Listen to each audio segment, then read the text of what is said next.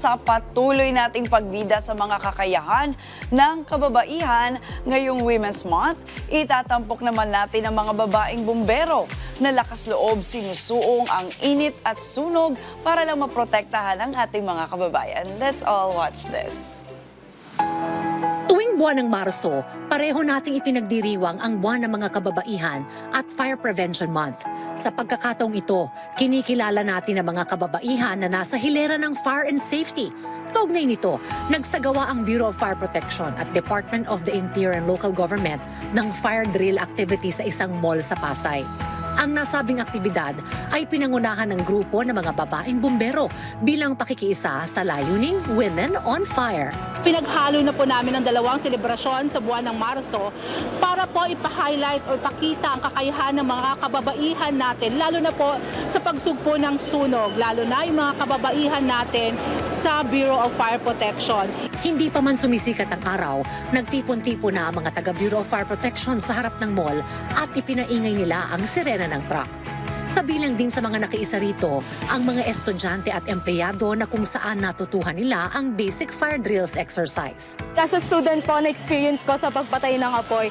Sobrang saya po niya and satisfying na matulungan natin yung pag-prevent yung mga destructive fires na ma-prevent natin. Bahagi ng tungkulin ng isang bumbero ang mag-apula ng sunog. Kaya mahalaga para sa kanila ang pagkakaroon ng malakas na pangangatawan at para mapanatili ito, nagsagawa ang Bureau of Fire Protection ng araw-araw na programa. Every morning po may reveille po kami. Ano po ba itong reveille na to? Gumigising po kami ng maaga para sa physical conditioning po namin. Iba po yung physical conditioning namin sa umaga po bago magtrabaho at saka bago po kami matulog sa gabi po.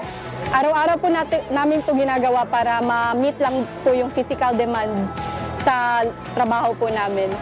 Ibinahagi din niya na ang pinakamalaking hamon para sa kanila bilang mga babaeng bumbero ay kada buwan meron silang nararamdaman at ang isa pa rito bilang ina naman sa pamilya ay ang pang-araw-araw sa gawain sa bahay. Aniya, talagang time management lang ang kailangan at focus sa trabaho. Samantala, maliban sa basic fire handling, ipinasilip din ng BFP ang ilang kagamitan na ginagamit sa pag-aapula ng apoy.